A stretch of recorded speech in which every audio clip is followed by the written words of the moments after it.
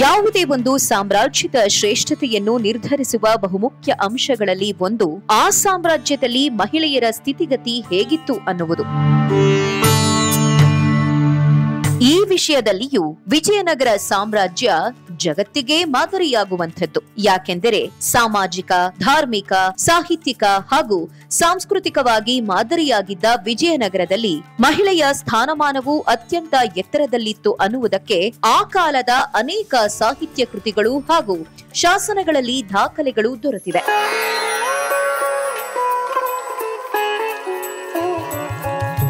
ಕನ್ನಡದ ಕವಿಶ್ರೇಷ್ಠರುಗಳಾದ ರತ್ನಾಕರವರ್ಣಿ, ಹರಿಹರ, ರಾಘವಾಂಕ, ಆಂಧ್ರ ಕವಿಶ್ರೇಷ್ಠರುಗಳಾದ ಅಲ್ಲಸಾನಿ ಪೆದ್ದಣ್ಣ, ಶ್ರೀನಾಥ ಮುಂತಾದವರ ಕಾವ್ಯಗಳಲ್ಲಿ, ದಾಸಶ್ರೇಷ್ಠರುಗಳ ಕೃತಿಗಳಲ್ಲಿ ಎಲ್ಲ ಕಡೆಯೂ ನಮಗೆ ಕಾಣುವುದು ಸ್ತ್ರೀಯರ ಅನುಪಮ ವ್ಯಕ್ತಿತ್ವದ ವರ್ಣನೆ. ಇವು ಅವತ್ತಿನ ಸಮಕಾಲೀನ ಬದುಕಿನ ವಿವಿಧ ಮುಖಗಳೇ ಆಗಿತ್ತವು ಎಂಬುದರಲ್ಲಿ ಸಂಶಯವಿಲ್ಲ.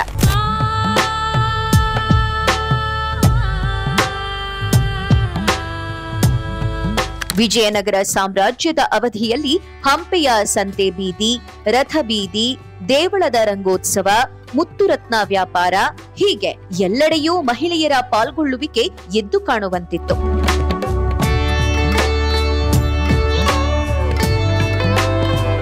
ಕಲೆ, ಸಾಹಿತ್ಯ, ಸಂಸ್ಕೃತಿ, ಗೀತ ನೃತ್ಯಗಳ ಪ್ರದರ್ಶನ, ಉತ್ಸವ ಸಂದರ್ಭಗಳಲ್ಲಿಯೂ ಕವಿಗಳ ಸಾಹಿತ್ಯ ವಸ್ತುವಾಗಿ ಸೊಗಸಾಗಿ ಬಿಂಬಿತಗೊಂಡಿದ್ದು ಮಹಿಳೆಯೇ. ವಾಸ್ತವವಾಗಿ ಅಂದಿನ ಮಹಿಳೆಯರನ್ನು ಅಂತಸ್ತಿನ ದೃಷ್ಟಿಯಿಂದ 3 ಗುಂಪಾಗಿ ವಿಂಗಡಿಸಬಹುದು. ಉನ್ನತ ಕುಟುಂಬಗಳಿಗೆ ಸೇರಿದ ಸ್ತ್ರೀಯರು, ಮಧ್ಯಮ ವರ್ಗ ಹಾಗೂ ಬಡ ಕುಟುಂಬಕ್ಕೆ ಸೇರಿದವರು.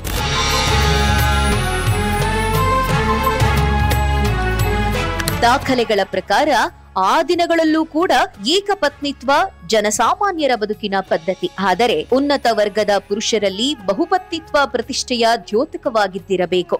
ರಾಜರಷ್ಟೇ ಅಲ್ಲ, ಸಾಮಂತ ದೊರೆಗಳು ಸಾವಿರಾರು ರಾಣಿಯರನ್ನು ವಿವಾಹವಾಗಿದ್ದರು ಎಂದು ಅನೇಕ ವಿದೇಶಿ ಪ್ರವಾಸಿಗರ ಕಥನಗಳು ಹಾಗೂ ದಾಖಲಾತಿಗಳು ವರ್ಣಿಸಿವೆ. ಸತಿ ಸಹಗಮನ ಅನ್ನುವ ಆಚರಣೆ ಸಮ್ಮತವಾಗಿತ್ತು, ಮಾನ್ಯವಾಗಿತ್ತು ಅಂತಲೂ ದೇವದಾಸಿ ಪದ್ಧತಿ ಅನ್ನುವುದು ಸಂಪ್ರದಾಯದ ಅಂಗವೇ ಆಗಿ ಆಚರಣೆಯಲ್ಲಿತ್ತು ಅಂತಲೂ ಗಣಿಕಾ ಸ್ತ್ರೀಯರು ಸಮಾಜದ ಬಹುಮುಖ್ಯ ಪಾತ್ರದವರಾಗಿದ್ದರು ಅಂತಲೂ ದಾಖಲಾಗಿವೆ.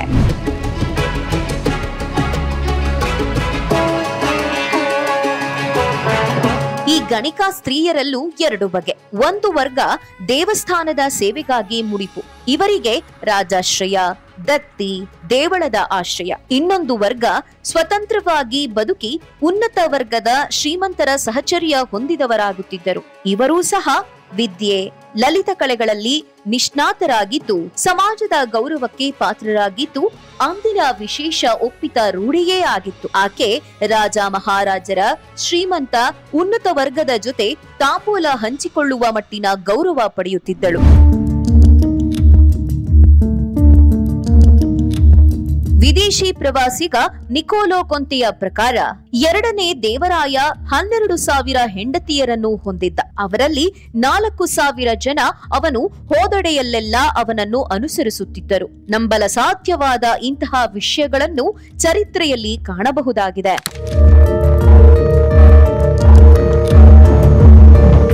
ಎಲ್ಲ ರಾಣಿಯರಿಗೂ 100 ಪರಿಚಾರಿಕೆಯರು, ಸಾಕಷ್ಟು ಆಭರಣ, ಮುತ್ತುರತ್ನ, ವಜ್ರ ವೈಢೂರ್ಯಗಳು, ರೇಷ್ಮೆ ಹಾಗೂ ಮಸ್ಲಿನ್ನಂತಹ ಉತ್ಕೃಷ್ಟ ವಸ್ತ್ರಗಳು ಹೇರಳವಾಗಿದ್ದವು. ಪರಿಚಾರಿಕೆಯರು ಚಿಕ್ಕ ವಯಸ್ಸಿನ ಸುಂದರ ಸ್ತ್ರೀಯರೇ ಆಗಿರುತ್ತಿದ್ದರು. ಅವರಿಗೂ ವಿದ್ಯಾಭ್ಯಾಸ, ಲಲಿತ ಕಲೆಗಳು, ನೃತ್ಯ, ಸಂಗೀತ ಇತ್ಯಾದಿಗಳಿಗೆ ಅವಕಾಶ ಮಾಡಿಕೊಡಲಾಗುತ್ತಿತ್ತು. ಅಲ್ಲದೆ ಕತ್ತಿವರಸೆ, ಕುಸ್ತಿ, ಈಜು, ಯುದ್ಧ ಕಲೆಯ ತರಬೇತಿಗಳನ್ನು ನೀಡಿ ಅವರಿಗೆ ರಾಜ್ಯದ ಹಾಗೂ ರಾಣಿಯರ ರಕ್ಷಣೆಯ ಜವಾಬ್ದಾರಿಯನ್ನೂ ನೀಡಲಾಗುತ್ತಿತ್ತು.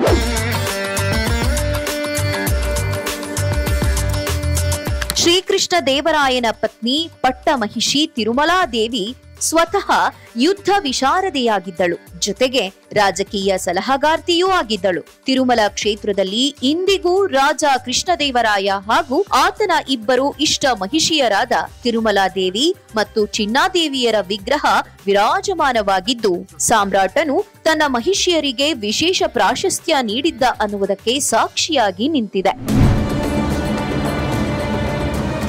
ಕೃಷ್ಣದೇವರಾಯನ ರಾಣಿವಾಸ ಅತ್ಯಂತ ವೈಭವೋಪೇತವಾಗಿತ್ತು. ಕ್ರೀಡೆಗಳಿಗೆ, ಈಜುಗಾರಿಕೆಗೆ, ಸಂಗೀತ, ನೃತ್ಯ, ಚಿತ್ರಕಲೆಗಳಿಗೆ ಎಲ್ಲಕ್ಕೂ ಅಲ್ಲಿ ವಿಶೇಷ ವ್ಯವಸ್ಥೆಗಳಿದ್ದವು. ವಿಶಾಲವಾದ ಉದ್ಯಾನಗಳಿಗೂ ಕೊರತೆ ಇರಲಿಲ್ಲ. ವಿಜಯನಗರ ಸಾಮ್ರಾಜ್ಯ ಆಳಿದ ಅನೇಕ ದೊರೆಗಳಷ್ಟೇ ಅಲ್ಲ, ಅವರ ಪತ್ನಿಯರೂ ಸ್ವತಃ ಮಹಾಪ್ರತಿಭಾವಂತ ಕವಿಗಳೇ ಆಗಿದ್ದರು.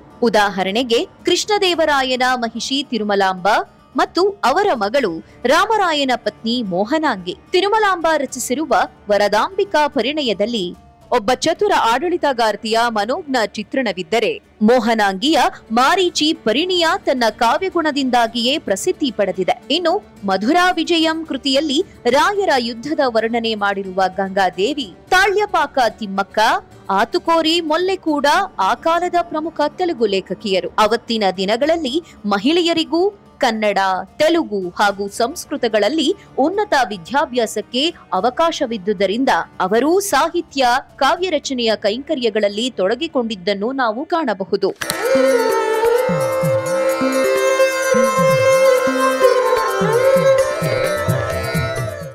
ಕನಕದಾಸರ ವಿಶೇಷ ಕೃತಿ ಮೋಹನ ತರಂಗಿಣಿ ಹಾಗೂ ನಳಚರಿತ್ರೆ ಕಾವ್ಯಗಳು ಮೌಖಿಕ ಬದುಕಿನ ಮಾದರಿಗಳೇ ಆಗಿ ಸಮಕಾಲೀನ ಉನ್ನತ ವರ್ಗದ ಮಹಿಳೆಯರ ಬದುಕನ್ನು ಯಥಾವತ್ತಾಗಿ ಬಣ್ಣಿಸಿವೆ. ದಮಯಂತಿಯ ಚಿತ್ರಣದಲ್ಲಿ ಅತ್ಯಂತ ಸಂಯಮಿ ಹೆಣ್ಣಿನ ಮೌಲ್ಯಗಳು ಉತ್ಕೃಷ್ಟವಾಗಿ ಹೊರಹೊಮ್ಮಿರುವುದನ್ನು ಇವುಗಳಲ್ಲಿ ಕಾಣಬಹುದು. ಪುರಂದರದಾಸರು ಹಾಗೂ ನಂತರದ ಹರಿದಾಸರ ಪದಗಳಲ್ಲಿ ಸಮಾಜದ ನಿತ್ಯ ಬದುಕಿನ ಪಡಿಪಾಟಲಿನಿಂದ ಹೊರಬರುವುದಕ್ಕೆ ಮಹಿಳೆಯರಿಗೆ ತೋರಿಸಿದ ಭಕ್ತಿ ಮಾರ್ಗದ ಸತ್ಪಥಗಳು ಕಾಣುತ್ತವೆ. ರಾಜ ದರ್ಬಾರಿನಲ್ಲೂ ನಿತ್ಯ ನಿಗದಿತ ಸಮಯದಲ್ಲಿ ಕಲಾ ಅಭಿವ್ಯಕ್ತಿಗೆ ಅವಕಾಶವಿದ್ದು, ಅನೇಕ ಕಲಾವಿದೆಯರು ನಿತ್ಯವೂ ನೃತ್ಯ, ಸಂಗೀತ ಪ್ರದರ್ಶನಗಳನ್ನು ನೀಡುವ ಪರಿಪಾಠವಿತ್ತು. ಇದರ ವೀಕ್ಷಣೆಗೆ ರಾಣಿವಾಸದವರು ರಾಜನೊಡನೆ ಪ್ರತ್ಯೇಕ ಆಸನಗಳಲ್ಲಿ ಆಸೀನರಾಗುತ್ತಿದ್ದರು. ಇವುಗಳಲ್ಲಿ ಹಾಗೂ ಇನ್ನಿತರೆ ಕಲೆ, ಸಂಸ್ಕೃತಿ, ಉತ್ಸವಗಳಲ್ಲಿ ನಗರದ ಗಣಿಕೆಯರು ನೃತ್ಯ, ಸಂಗೀತ, ಕಲಾ ಪ್ರದರ್ಶನ ನೀಡುತ್ತಿದ್ದರಂತೆ. ವಿಜಯನಗರ ಅರಸರ ಕಾಲದಲ್ಲಿ ಆಡಳಿತದಲ್ಲೂ ಮಹಿಳೆಯರು ಪ್ರಮುಖ ಪಾತ್ರ ವಹಿಸುತ್ತಿದ್ದರು. ಅಚ್ಯುತ ದೇವರಾಯನ ಆಡಳಿತದ ಸಂದರ್ಭದಲ್ಲಿ ಚಾಮುಂಡಾ ದೇವಿಯಮ್ಮ ಹಾಡುವಳ್ಳಿಯ ಆಡಳಿತಾಧಿಕಾರಿಯಾಗಿ ನೇಮಕವಾಗಿದ್ದ ಉಲ್ಲೇಖವಿದೆ. ಪ್ರತಾಪರುದ್ರನ ಸಂದರ್ಭ ಚಿನ್ನಮ್ಮನ ಶೌರ್ಯಕ್ಕೆ ಮೆಚ್ಚಿ ಆಕೆಗೆ ಒಂದು ಪ್ರಾಂತ್ಯದ ವಿಶೇಷ ಜವಾಬ್ದಾರಿ ನೀಡುತ್ತಿದ್ದರ ಉಲ್ಲೇಖವಿದೆ.